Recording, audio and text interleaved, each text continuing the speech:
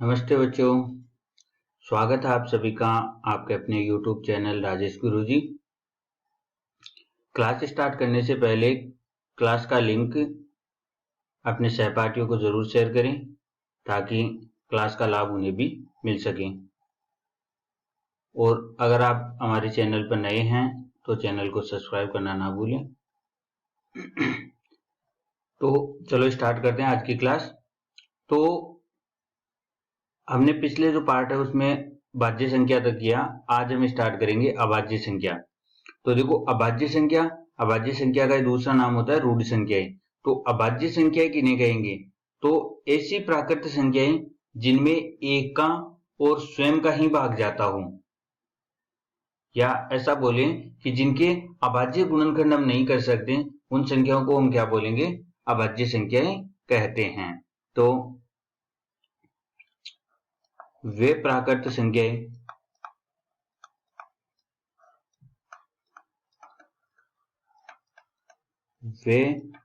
संख्याएं जो केवल स्वयं से या एक से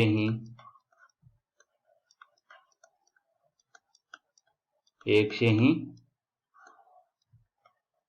विभाजित हों।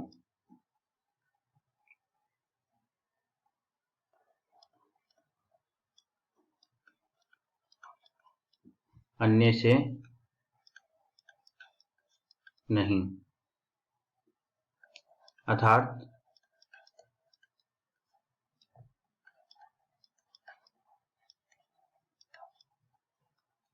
जिनके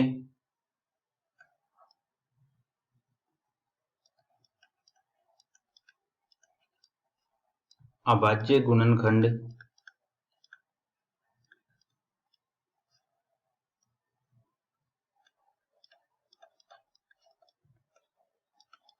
नहीं किए जा सके,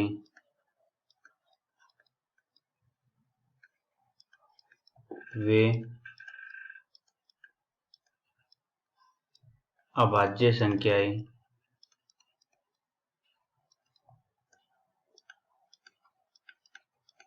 कहलाती हैं। तो देखो, ऐसी प्राकृतिक संख्याएं जिनमें केवल एक का और स्वयं का ही भाग जाए, या फिर ऐसा बोले कि जिनके हम अभाज्य गुणनखंड नहीं कर सके, वो संख्याएं अभाज्य संख्या कहलाती हैं। तो देखो, अभाज्य संख्या से सबसे ज्यादा क्वेश्चन पूछे जाते हैं, हर एग्जाम में पूछे जाते हैं, और इनका एक दो क्वेश्चन आता ही रहता है हमेशा। तो देखो, इसके कुछ पॉइंट है। फर्स्ट पॉइंट है कि सबसे छोटी जो अभाज्य संख्या है वो कौन सी है? तो सबसे छोटी अभाज्य संख्या वो दो है। सबसे छोटी अभाज्य संख्या दो है।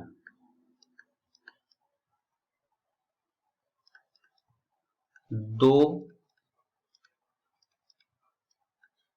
एकमात्र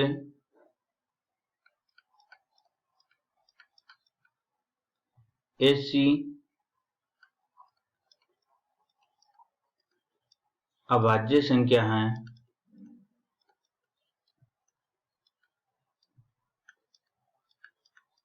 जो समभी है, और ऐसी कोई सी भी संख्या नहीं है जो समभी हो और अभाज्य भी हो। एकमात्र ऐसी संख्या केवल दो है। और एक पॉइंट और है कि एक न तो भाज्य है न तो भाज्य संख्या है,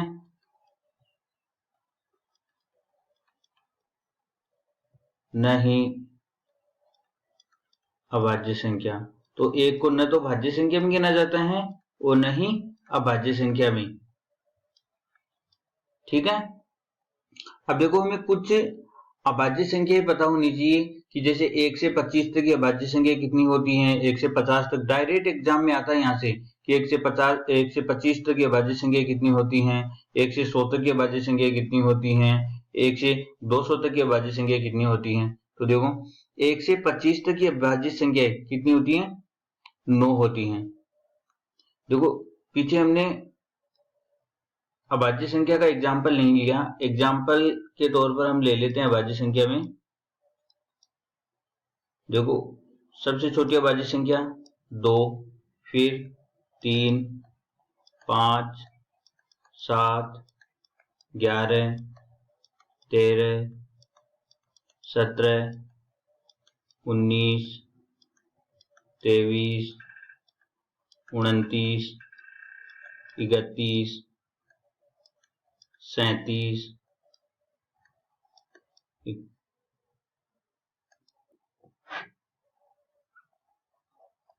41, 41 के बाद में 43, 47, फिर 53, 59, 61,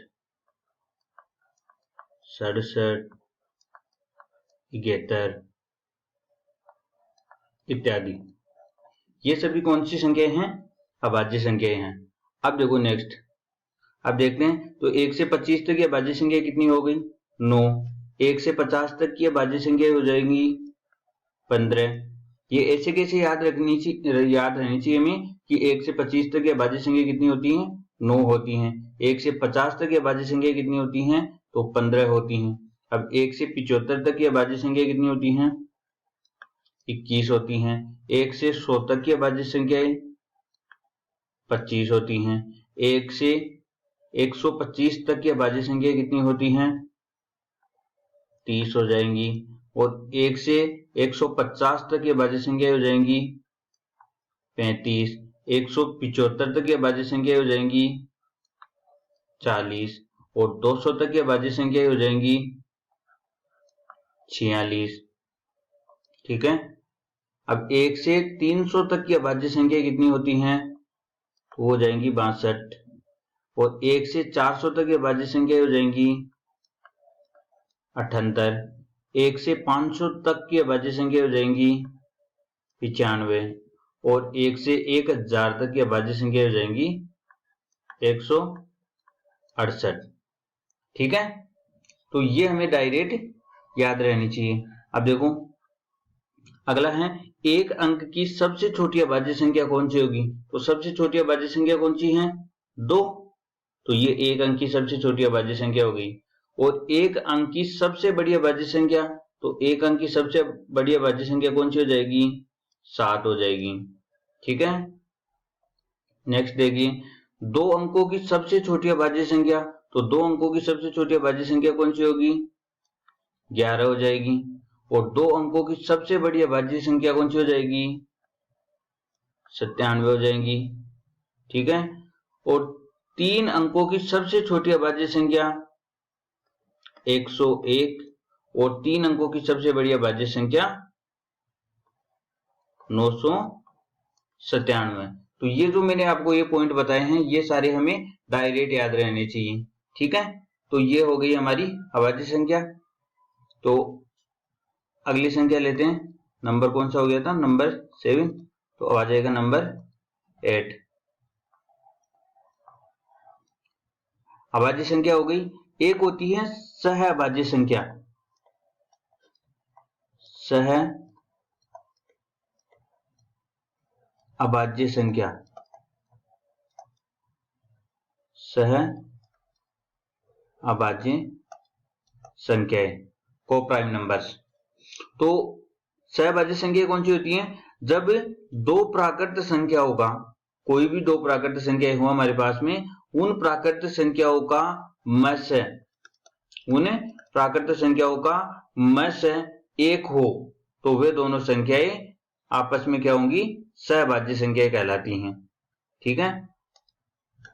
तो देखिए, जब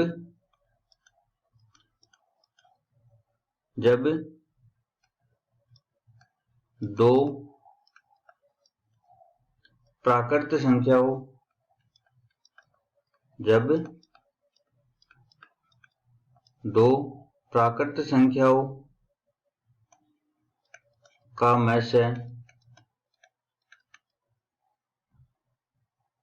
एक हो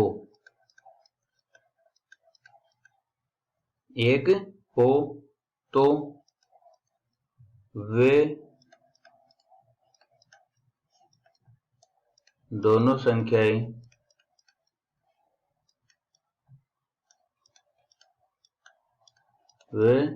संख्याएं सहभाज्य संख्याएं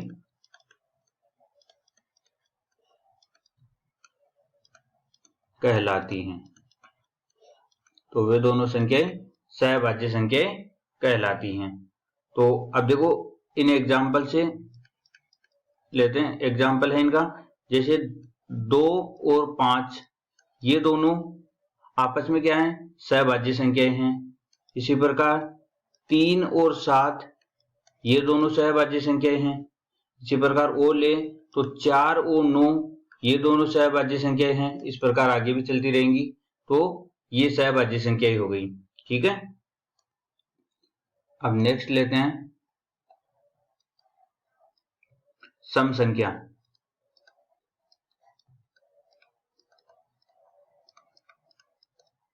तो सम संख्याएं किन्हें कहेंगे? वे संख्याएं या ऐसी संख्याएं जिनमें 2 का भाग पूरा पूरा जाता हो या जो 2 से विभाजित हो, वो संख्याएं सम संख्याएं कहलाएंगी। तो वे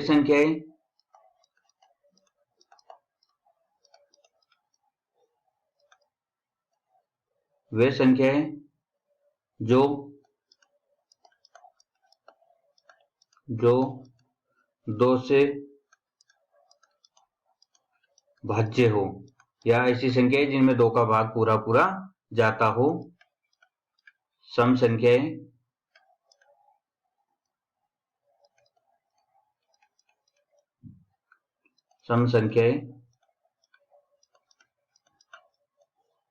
कहलाती हैं। या फिर हम ऐसे बोल सकते हैं, या अंत में या